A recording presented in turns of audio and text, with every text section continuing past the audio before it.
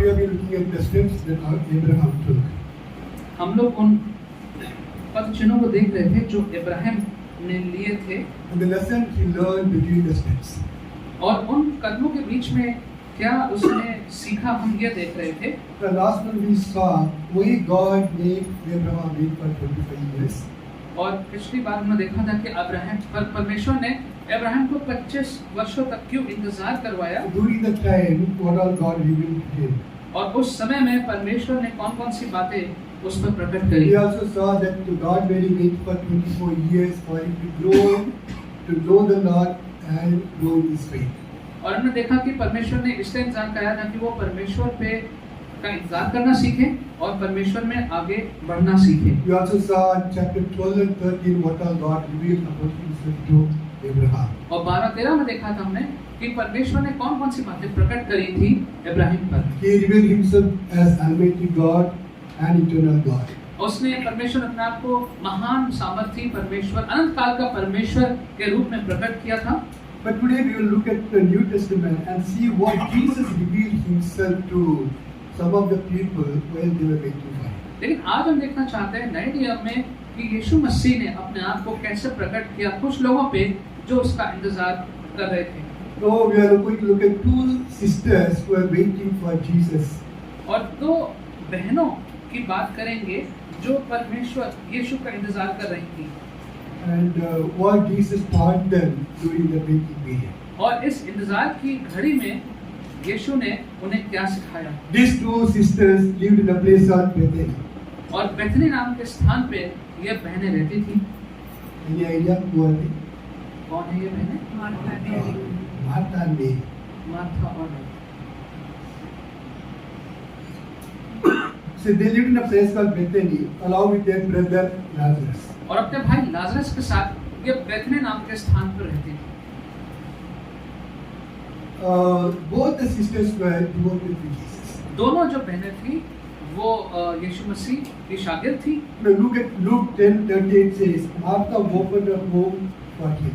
लूका 10:38 में लिखा है कि मार्था ने अपना घर का द्वार प्रभु के लिए खोल दिया। Not only did Jesus, all the 12 disciples were with them. ना केवल यीशु, सारे जो शिष्य थे वो भी साथ में थे। She must have got a huge house to accommodate all those people. और उसके पास एक बड़ा घर रहा होगा इतने सारे लोगों को वहाँ बिठाने के लिए। Taking care of so many people are both expensive and tedious. और इतने सब लोगों का ख्याल रखने में खर्चा भी होता है और समय भी बहुत लगता है। Remember what Martha said to Jesus? और याद है मार्था ने यीशु से क्या कहा था? Lord, do you not care that my sister left me to do all the work by myself? कि प्रभु क्या आपको नहीं ध्यान है कि मेरी बहन ने मुझे छोड़ दिया है, सारा काम मुझे खुद करना पड़ रहा Now है। making food for so many people is a tedious work. इतने लोगों को खाना बनाने में बहुत समय लगता है। But she was willing to do because the devotion she had for Jesus. लेकिन वो सब करने को तैयार थी क्योंकि यीशु के प्रति वो समर्पित थी। Her devotion also made him very strong. और इस समर्पण से वो बहुत शक्तिशाली भी थी। She was very courageous. और उसमें बहुत सारा साहस था। Already the Jewish authorities were trying to kill Jesus.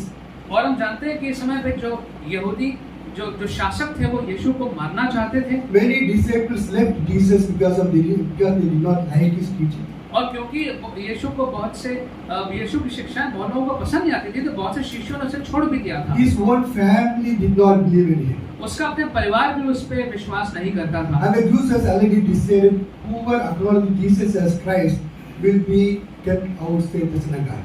और यहूदियों ने फैसला कर लिया था कि जो भी यीशु मसीह को ग्रहण करेंगे मानते हैं उनको जो उनकी धार्मिक जो संस्था थी उससे बाहर कर दिया जाएगा। In spite of all this problem that was there, she was willing to take Jesus and his disciples to her home. और ये सारी समस्याओं के बावजूद वो यीशु और उसके शिष्यों को अपने घर में लेने को तैयार थी। Now that's the kind of devotion and love that she had for Jesus. इस प्रकार का प्रेम और समर्पण उसके जीवन में यीशु के प्रति था। And her sister Mary poured an expensive perfume at the feet of Jesus. और जो उसकी बहन मरियम थी उसने एक समय में एक बहुत महंगा इत्र यीशु मसीह के पैरों पर लगाया था। That was worth a year's wage, about 75,000 rupees worth of perfume. वो करीबन 75,000 रुपए के मूल्य का वो इत्र था। She poured it on the feet of Jesus and wiped with her hands. और उसने उस इत्र को यीशु के पैरों पे उंडेल दिया था और अपने बालों से वो पैर पोंछे थे। Now that's kind of love and devotion they shared for Jesus. इस प्रकार का प्रेम और समर्पण इनका यीशु के प्रति था। She left everything and sat at the feet of Jesus to listen to Jesus. सारा काम छोड़ के वो यीशु के पैरों पे बैठ गई थी सुनने के लिए। And she did not sit at the equal seat. और बराबरी के दर्जे पे नहीं बैठी थी। She sat at his feet. और वो यीशु के चरणों में जाके बैठ गई। In those days, only a disciple sat at the master's feet to listen to him. और उस वक्त जो शिष्य होता था वही जो था वो गुरु के कदमों में जाके बैठता था सुनने के लिए। So she showed a devotion as a disciple to Jesus. और तो यीशु के एक शिष्य होने की तरह से उसने वही समर्पण दिखाया। We could see their love and devotion for Jesus. हम देखते हैं उनका प्रेम, उनका समर्पण यीशु के प्रति। They were very close to Jesus. वो यीशु के बहुत नजदीक थे। So when their brother was sick, they sent somebody to inform Jesus, the one whom you love is very sick. तो जब उनका भाई बीमार पड़ा तो उन्होंने एक खबर भेजी यीशु को कि जिससे तुम प्रेम करते हो प्रभु वो बहुत बीमार है। They expected Jesus to come immediately और उन्होंने अपेक्षा करी कि यीशु तुरंत उनके पास आ जाएंगे and heal their brother. और उनके भाई को चंगा कर देंगे। It was natural. और ये स्वाभाविक था। They were devoted to Jesus and they loved Jesus. So it's natural for them to expect Jesus to come and heal their brother. वो यीशु से प्रेम करते थे, यीशु के प्रति समर्पित थे। ये स्वाभाविक था कि वो अपेक्षा करते कि यीशु तुरंत आके उनके भाई को चंगा कर देते। Let's see what did Jesus say. लेकिन देखें कि यीशु ने क्या कहा। Someone read please John chapter 11 verse 6. यूहन्ना 11:6। So when he heard that Lazarus was sick, he stayed where he was 2 more weeks. फिर भी जब उसने सुना कि वो बीमार है तो जिस स्थान पर वो था वहाँ 2 दिन और ठहर गया। You know, there were 2 devoted women waiting for him to come and heal their brother. 2 समर्पित स्त्रियां इंतजार कर रही थी कि यीशु आए उनके भाई को चंगाई दे। But Jesus just said, "We'll wait for 2 more days to go." यीशु ने कहा कि नहीं हम यहीं पे इसी स्थान पे 2 दिन और इंतजार करेंगे। Now they knew if Jesus came and touched the brother, he will be healed. उन्हें मालूम था कि अगर यीशु तुरंत आ जाते और तो आके वो चंगाई दे देते अपने भाई को। They expected Jesus to come immediately. वो अपेक्षा कर रहे थे कि यीशु तुरंत ही वहाँ पे पहुँच जाते। So they knew if Jesus comes, the brother will be completely healed. और वो जानते थे अगर यीशु यहाँ पे अभी आ जाए तो उनका भाई पूर्ण रूप से चंगा हो जाएगा। That's the kind of faith they had on Jesus. इस प्रकार का उनका विश्वास यीशु में था। You know, we sometimes go through that kind of problem. इस प्रकार की समस्या से संकट से कभी-कभी हम भी गुजरते हैं। When we go through the situation, we know only that Jesus has the power to take us out of the situation. और एक परिस्थिति में हम जानते हैं कि सिर्फ यीशु के पास ही वो सामर्थ है कि वो हमें इस परिस्थिति से बाहर निकाल सकते हैं। But the person who has the power keeps quiet. लेकिन जिसके पास ये सामर्थ है वो शांत है। As we go through pain and struggle, we pray, but God doesn't seem to answer. और जब तकलीफ से और संघर्ष से गुजरते हैं और प्रार्थना करते हैं लेकिन उसका उत्तर नहीं मिलता है। We just wonder why God. और हम सोचते हैं कि क्यों परमेश्वर ऐसा क्यों। Lord, we know that we are devoted to Jesus. और हम जानते हैं कि हम यीशु के प्रति समर्पित हैं। We know we have good relationship with Him. हम जानते हैं हमारा उसके साथ बहुत अच्छा संबंध है। In spite of all our love and devotion, God keeps quiet sometimes. लेकिन सारे प्रेम और समर्पण के बाद भी क्यों परमेश्वर कभी-कभी शांत रहते We हैं। very often wonder why. और कभी-कभी हम सोचते हैं ऐसा क्यों है। Lord, why are you not answering my prayer? हे परमेश्वर आप मेरी प्रार्थनाओं का उत्तर क्यों नहीं दे रहे Why हैं। are you making me wait so long? आप मुझे इतना इंतजार क्यों करा रहे हैं। Most of us who have gone through that kind of situation. हम में से कई लोग ऐसी परिस्थितियों से गुजर चुके हैं। Is it because He did not love and care for those 2 sisters? क्या वो इसलिए कि वो उन 2 बहनों से यीशु इतना ज्यादा प्रेम नहीं करते थे। Someone please read the chapter 11 verse 5. 11:5 पढ़ दीजिए। Jesus loved Martha and her sister and Lazarus. यीशु मार्था और उसकी बहन और लाजर से प्रेम करता था। Now it's not that He did not acknowledge their devotion or love. बिल्कुल भी ऐसा नहीं है कि वो उनके प्रेम और समर्पण को जानता नहीं था। ऐसा बिल्कुल नहीं है। The verse says Jesus loved Martha, Mary and their brother. और यहाँ तो पद में लिखा है कि यीशु तो मार्था मरियम और उसके भाई से बहुत प्रेम करते थे। But still He stayed 2 days. लेकिन फिर भी वो 2 दिन और उसने विलंब किया।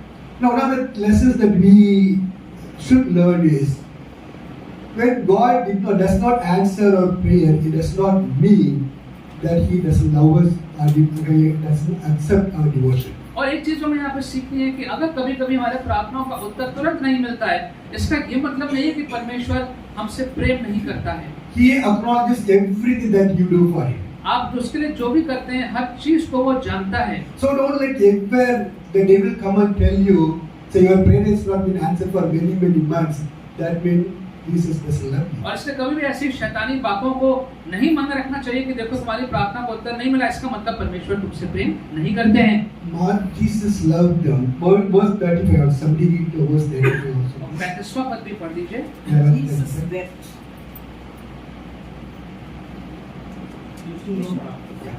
So he loved Martha and Mary to the point of weeping for them.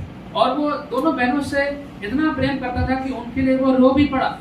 He still stayed back for 2 days knowing their pain and struggle. और उनकी तकलीफ को संघर्ष को जानने के बाद भी वो 2 दिन और रुका रहा। He knew that Lazarus was very sick. उसको मालूम था कि लाजर जो है वो बहुत बीमार है। If he's doing, that actually means he had a purpose in doing that. और अगर उसने ऐसा किया, इसका मतलब कोई कारण रहा होगा कि उसने 2 दिन विलंब You किया। know, if you ever feel that God is making you wait for so long in spite of your devotion and love and your life, rest assured God has the plan for you. और इसलिए अगर आपको ऐसा लगता है कि आपके सारे समर्पण के बाद, प्रेम के बाद अभी भी परमेश्वर आपको इतना इंतजार क्यों करवा रहा है, तो समझ लीजिए कि आपके जीवन के लिए उसके पास एक योजना Remember, है God has a great purpose for you.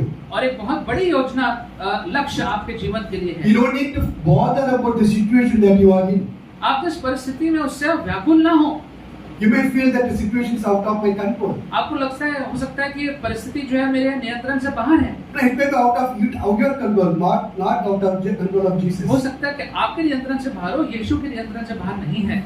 You always remember that our situation is never out of control of Jesus. हमेशा याद रखें कि यीशु के हाथ से कोई भी बात बाहर हाथ से नियंत्रण से नहीं जाती। No, very often we wait for God to answer our prayers or fulfill our desires. और कई बार हम अपनी इच्छाओं का पूर्ति के लिए परमेश्वर का इंतजार करते हैं। During that time, the Lord teaches some lessons. और इस दौरान परमेश्वर कुछ बातें हमें सिखाते हैं। Not necessarily a lesson of action. जरूरी नहीं है कि हमेशा वो हमें ठीक करने के लिए कुछ सिखाएं। Probably He wants to reveal Himself more to you, हो सकता है वो अपने आप को आपको और प्रकट करना चाहते हैं अपने आप को, so that you know Him better and have more faith on Him. ताकि आप उसको और अच्छे से जानने पाएं और आप में विश्वास उत्पन्न होने पाए, So that you will be able to trust Him more. ताकि आप उसको और भरोसा करने पाए। Now, if you know Him more, you'll be able to trust Him more. आप उसको और जानेंगे तो उसको और भरोसा करेंगे।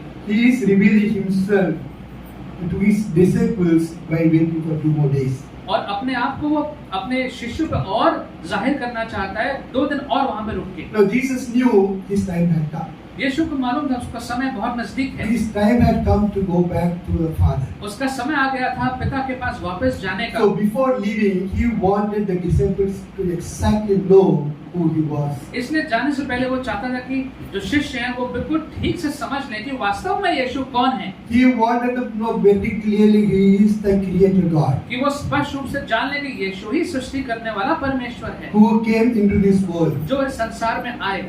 Now, after this episode, John clearly understood who Jesus was. और इस घटना के बाद यूहन्ना को बहुत स्पष्ट रीति से मालूम पड़ गया था कि यीशु कौन है। Because in John 1:10 he says, He was in the world and the world was made through Him. क्योंकि यूहन्ना 1:10 में यूहन्ना कहते हैं कि वो इस संसार में था, पूरा संसार यीशु के द्वारा बनाया गया। He says all the things were made through Him. और यीशु के द्वारा ही सारी चीजों की सृष्टि करी गई। He understood Jesus was the Creator. उसको ये बात समझ में आ गई कि यीशु ही सृष्टि करने वाला परमेश्वर So है। the purpose of your waiting is Jesus wanted to reveal Himself more to His disciples. और इस इंतजार का कारण यह था कि यीशु अपने आप को और ज्यादा प्रकट करना चाहते थे अपने शिष्यों पे। Now just trying to find out what all Jesus revealed while they were waiting for और हम पता Jesus. करना चाहते हैं कि इस इंतजार की घड़ी में यीशु ने कौन कौन सी बातें प्रकट करी। Number one, He revealed to His disciples that He knows everything. पहली बात जो उसने प्रकट करी वो ये कि यीशु ने बताया कि मैं सब कुछ जानता हूँ। Please read chapter 4 of the same chapter. Verse 4. When he heard this, Jesus said, "This sickness will not end in death. No, it is for God's glory, so that God's Son may be glorified through it." ये सुनकर यीशु ने कहा, ये बीमारी मृत्यु की नहीं परंतु परमेश्वर की महिमा के लिए है कि उसके द्वारा परमेश्वर के पुत्र की महिमा हो। Now, by saying this, he showed them he knows the future. और ये कह के उसने ये दिखाया कि उसको भविष्य के बारे में पूरा ज्ञान है। He knew what's going to happen to Lazarus. उसको मालूम था कि लाजर को क्या होने वाला है। He says this will not end in death. उसने कहा कि ये इसका अंत मृत्यु में नहीं होगा, It will end in glorifying God. इसका अंत में तो परमेश्वर की महिमा होगी It will end in glorifying God the Father and Son. और परमेश्वर पिता और पुत्र की महिमा होगी अंत में। He said the Father and Son will be glorified till in the end. और अंत में उसने कहा कि परमेश्वर पिता और पुत्र की महिमा होगी। He showed himself to them that he knew the future. और उसने अपने आप को दिखाया कि उसे आने वाले समय का पूरा ज्ञान है। Please read 14 and 15 also, verse 14 and 15. Same chapter. So then he told them plainly, Lazarus is dead, and for your sake I am glad I was not there, so that you may believe. But let's go to him. तो यीशु ने उनसे साफ साफ कह दिया, लाजर मर गया है और मैं तुम्हारे कारण आनंदित हूँ कि मैं वहाँ ना था, जिससे तुम विश्वास करो, परंतु अब आओ उसके पास चले। Now he already showed them that he knows the future. वो पहले बता चुका था कि उसको भविष्य के बारे में Now he मालूम है। reveals himself. He tells them that he knows the past. और अब ये भी बता रहा है कि जो समय बीत गया है वो भी मुझे मालूम है। Lazarus was in a place where it's almost 2 days travel from where Jesus was there. जहाँ पर लाजर था और जहाँ पर यीशु था उसमें 2 दिन की यात्रा का इतना समय था। But Jesus says he's already died. और यीशु ने कहा कि वो तो मर गया। Nobody came and told him that he died. किसी ने आगे बताया नहीं कि वो मर गया। But Jesus knew he died. यीशु को मालूम था कि उसकी मृत्यु हो So चुकी है। he knew the past. He knows the future. उसको मालूम था कि क्या घटनाएं घट चुकी हैं और कौन सी घटनाएं घटने वाली हैं। He revealed to them. He could understand the future and he could understand the past. उसने उनको प्रदर्शित किया, बताया कि जो आने वाला समय है वो भी मुझे मालूम है, जो समय बीत चुका है घटना वो भी मुझे मालूम है। Now there is only one person who knows the future and the past. कि एक ही वो व्यक्ति है जिसको जो आने वाला भविष्य वो भी मालूम है, जो समय बीत गया वो भी मालूम है। That is only God and God alone. और वो केवल और केवल परमेश्वर ही है। Only the omniscient God knows your future and the past. और केवल वही जो सब कुछ जानता है, वही परमेश्वर हमारे जीवन के बारे में सब कुछ जानते हैं। Here Jesus reveals himself as the one who knows your future and the past, and he says, I am the omniscient. और यीशु मसीह ने यहाँ पर प्रकट किया अपने आप को इस प्रकार से कि वही है जो सब कुछ जानता है, हमारे भविष्य को जानता है, हमारे वर्तमान, हमारे जो समय बीत के सब जानता है। He showed as someone who knows everything. उसने अपने आप को प्रदर्शित किया इस प्रकार से वो व्यक्ति जो सब कुछ जानते हैं। He wanted the disciples to completely know this and trust in him completely. वो चाहते थे कि शिष्य इस पूरी बात को अच्छी तरह से समझ लें और जान लें।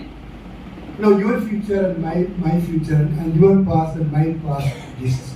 आपका मेरा भविष्य, आपका हमारा जो समय बीत गया, हर चीज यीशु के को मालूम है। Always we should remember he is the omniscient God who came into this world. हमेशा याद रखें कि सब कुछ जानने वाला जो व्यक्ति परमेश्वर है वही यीशु है जो इस पृथ्वी पे आया। The second thing he revealed is that he is in control of everything. जो दूसरी बात उसने यहाँ पर प्रकट करी वो ये कि उसके नियंत्रण में सारी बातें हैं। He showed them there is no emergency situation for him. उसने दिखाया कि यहाँ पे कोई आपातकालीन स्थिति यहाँ पे नहीं आई है। So every human being come across emergency situation. और कोई भी व्यक्ति होता है उसके जीवन में कहीं ना कहीं एक आपातकालीन स्थिति आ जाती है। We very often feel that particular thing need to be done immediately. और हमें ऐसा लगता है कि तुरंत एक कोई ऐसा काम है जो तुरंत हो जाना चाहिए। We go through a lot of fear and tension till we finish that work. और जब तक वो काम ना हो जाए बहुत सब भय और व्याकुलता से हम भर जाते हैं। All the human beings have this tendency.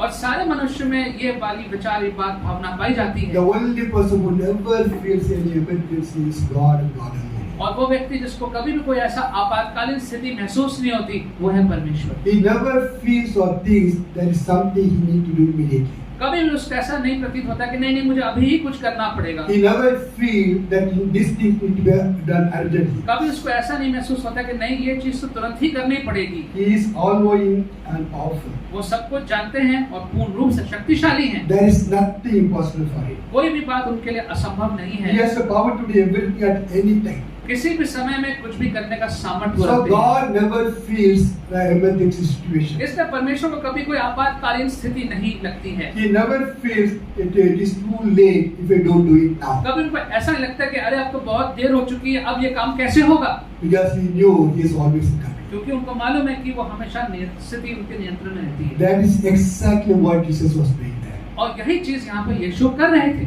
For the sisters and the disciples, it was an emergency situation, और बहनों के लिए और शिष्यों के लिए ये तो एक आपातकालीन स्थिति थी, but not for Jesus. लेकिन यीशु के लिए नहीं थी। He knew what's going to happen, उसको मालूम था कि क्या होने वाला है, and he knew what he was going to do. और उनको मालूम था कि वो क्या करने वाले हैं। So he never felt any emergency to do anything about it. इसलिए कोई भी आपातकालीन जैसी स्थिति उनको महसूस नहीं हुई। There was no emergency situation because he was in control.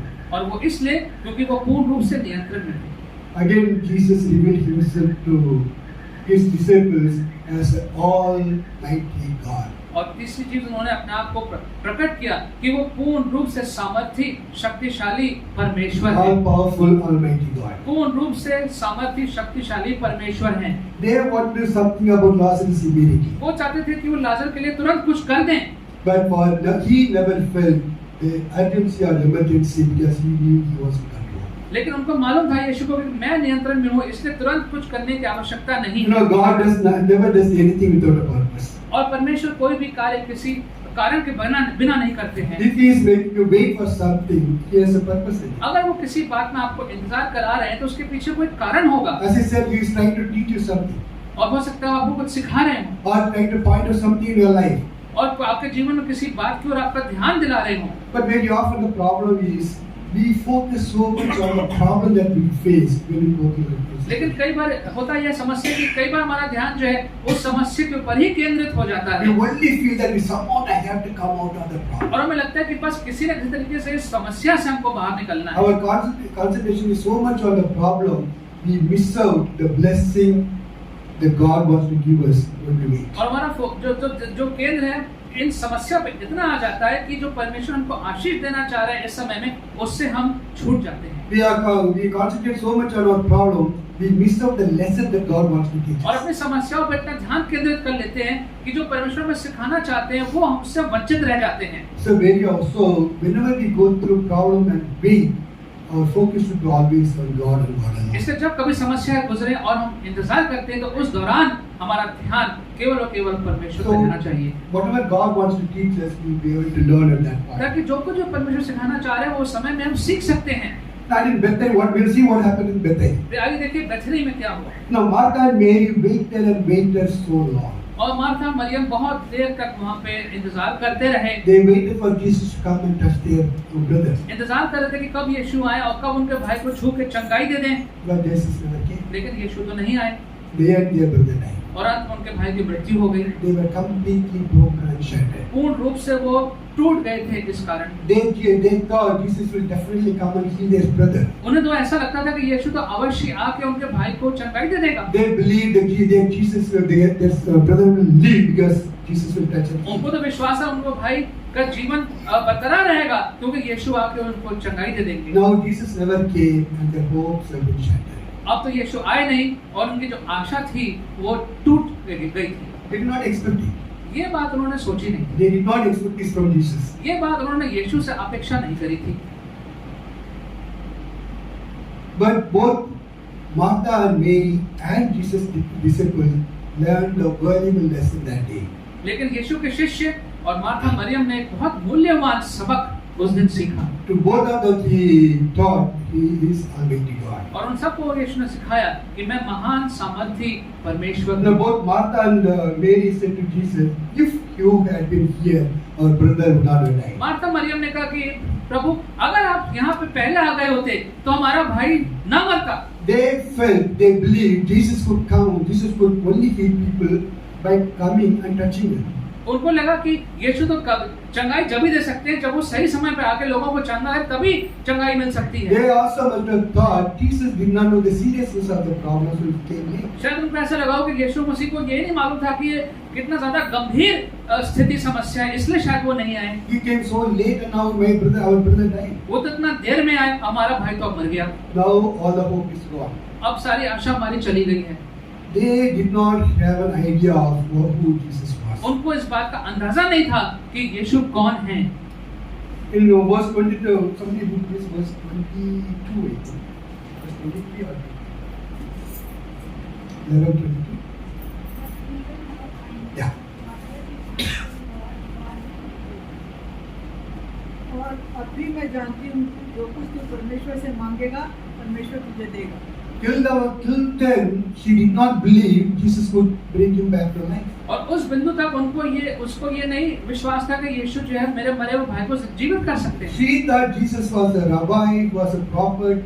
Whatever he has, God will do for him. और उन्होंने कहा कि यीशु तो रबाई हैं, वो एक भविष्यवक्ता हैं। She never believed that Jesus would bring back to life her brother. ये नहीं सोचा था कि यीशु उनके मरे हुए भाई को फिर से जीवित कर सकते हैं। That's why when Jesus had taken away the stones, तब यीशु ने जब कहा कि पत्थरों को हटाओ, Martha said, Lord, it is already been there for 4 days. There will be a big order. और मार्था ने कहा कि प्रभु 4 दिन हो चुके हैं, अब तो यहाँ से जो है वो बदबू आएगी। But by raising Lazarus at that place, he proved himself, showed himself to be a enemy to God. और लेकिन लाजरस को उस दिन जिला करके यीशु ने बताया कि वो महान सामर्थी परमेश्वर You know, है। instead of saying, even now God will do whatever you ask, और बजाय ये कहने के कि जो भी आप कहेंगे वो परमेश्वर कर देंगे, he should have said, Lord, even now you can do whatever you want. उसको कहना चाहिए था कि प्रभु अभी भी आप जो चाहें वो कर सकते हैं। You know the reason? कारण क्या है? Unfortunately, she did not know Jesus as she should have known. जिस प्रकार से उसे यीशु को जानना चाहिए था, शायद वो उसी रीति से परमेश्वर को अभी तक नहीं जानती थी। That is why very, very important for us to know Jesus in our lives. इसलिए बहुत आवश्यक है कि हम यीशु को गहराई से अपने जीवन में जानें। That is why it's very, very important to read this book. इसलिए बहुत आवश्यक है कि हम अपने बाइबल को पढ़ें। When you read this book, you learn more about Jesus and you'll be able to trust Him more. जब वचन पढ़ते हैं तो यीशु के बारे में और जानते हैं और भरोसा उस पर लगाते हैं। Very, very important to know Him more in our lives. ये बहुत आवश्यक है कि उसको और बढ़ती हुई रीति से अपने जीवन में जानें। In that, our faith grows and we'll be stronger Christians. और इसमें हमारा विश्वास बढ़ता है, हम और मजबूत मसीही बन सकते हैं। The second thing that they learned that day is, और दूसरी बात जो उन्होंने सीखी उस दिन वो ये थी He is the source of life. कि जो जीवन का स्रोत है वो यीशु है। Somebody please verse 23. यीशु ने उससे कहा तेरा भाई फिर जी उठेगा। When Jesus said that, she immediately said, I know He will rise up at the last day. जब यीशु ने कहा तो उसने कहा कि हाँ मैं जानती हूँ कि अंतिम जो दिन आएगा उस दिन तो वो जिंदा हो ही जाएगा। No, Jesus said, I am the resurrection. क्योंकि यीशु ने कहा अरे पुनरुत्थान तो मैं हूँ। There was a force in His word, those words. और जब उसने कहा तो बहुत जोर से उसने इस बात को कहा। I am the author of resurrection. उसने कहा कि जो मैं ही जो वो लेखक हूँ, मैं ही शुरुआत हूँ इस पूरे पुनरुत्थान की। It depends on my power. और ये तो मेरे सामर्थ पर निर्भर करता है। Whether it is now or later, it's always me.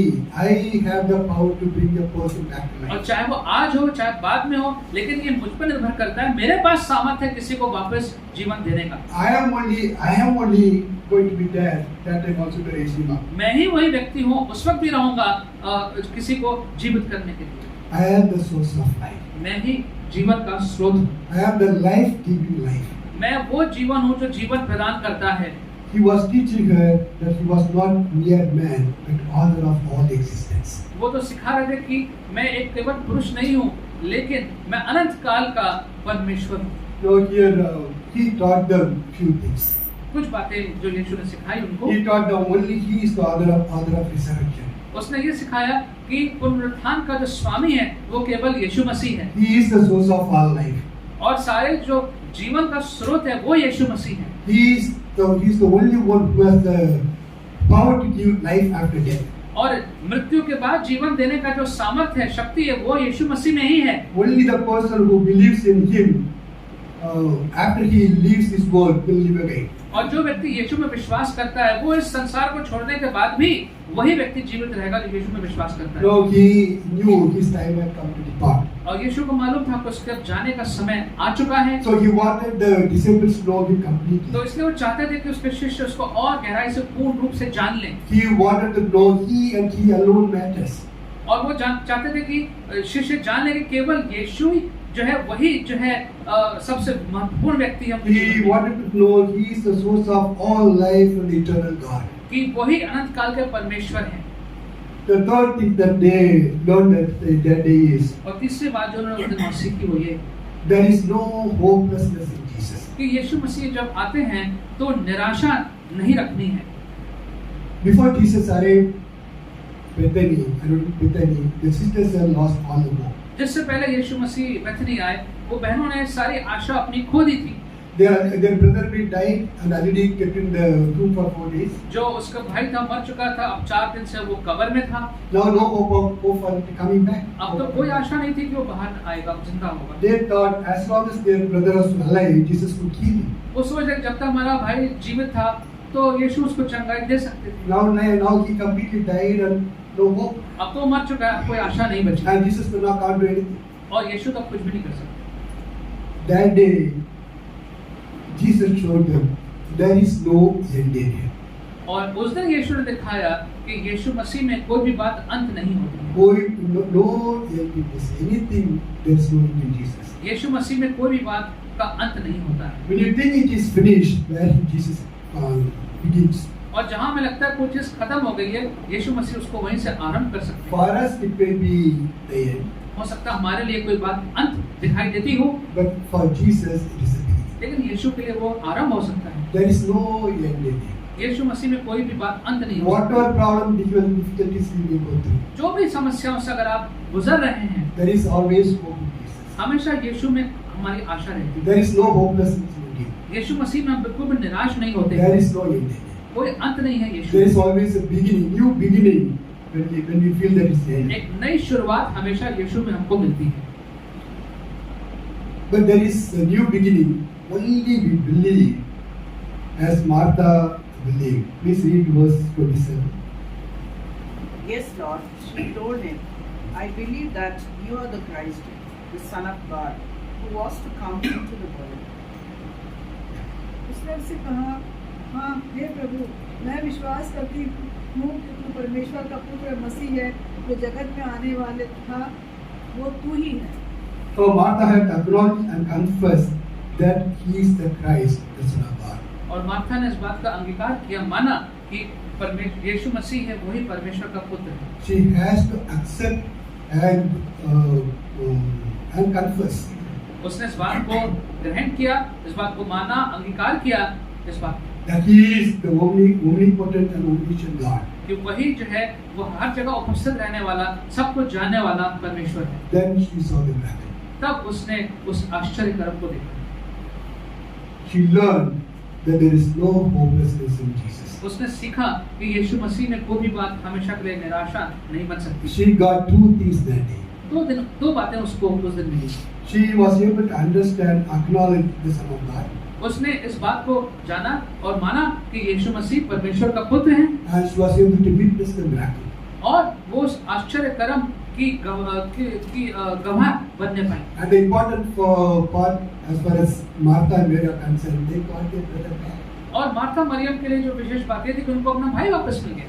No, when Jesus never does anything without a reason. किसी भी कारण से, योजना के बगैर यीशु कोई भी कार्य नहीं करते हैं। As I said earlier, if he is making you wait or allowing you to go through some pain when you are waiting, जैसा कि मैंने कहा कि अगर किसी कारण से वो आपको इंतजार करवा रहे हैं, you can rest assured the Lord is trying to do something in our life. तो आप इस बात को निश्चित जान लीजिए कि आपके जीवन में प्रभु यीशु मसीह कुछ कार्य करना चाह रहे हैं। As you wait, let your focus be always on God. और जब आप इंतजार करते हैं तो आपका जो ध्यान है वो परमेश्वर की ओर ही You केंद्रित know the है। problem with the Christians is और एक समस्या जो हमारे मसीहों के साथ रहती है, very often whenever you go through a problem, difficulties, we say the devil has given.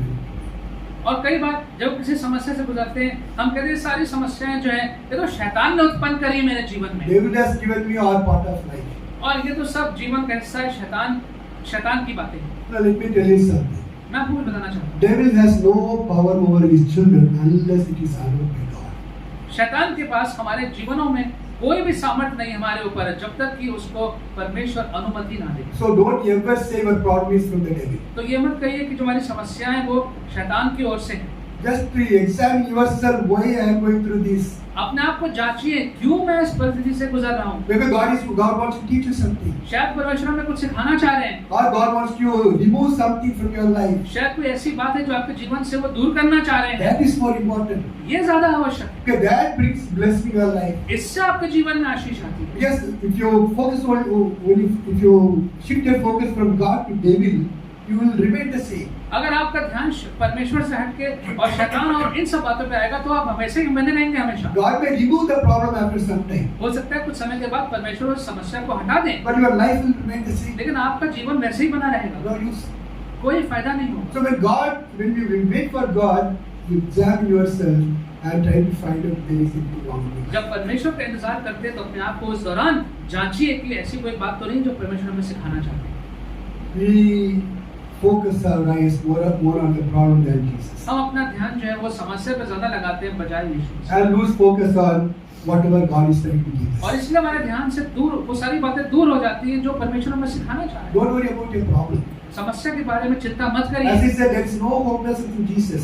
यीशु मसीह में कोई भी ऐसी बात नहीं जो सदैव निराशा बन के रहेगी। When you think it is an end where Jesus begins, that Jesus जब आपको begins. लगता है कि इसका अंत हो गया तो जान लीजिए कि यीशु ने तो उसी बात को वहां से आरंभ कर सकते हैं, But try to learn whatever God is trying to teach you during those days. लेकिन उस समय में जो भी आपको परमेश्वर सिखाना चाह रहे हैं उस बात को आप जरूर से सीखिए। May the Lord bless us. परमेश्वर ने आपको Just pray. Just pray. आइए प्रार्थना।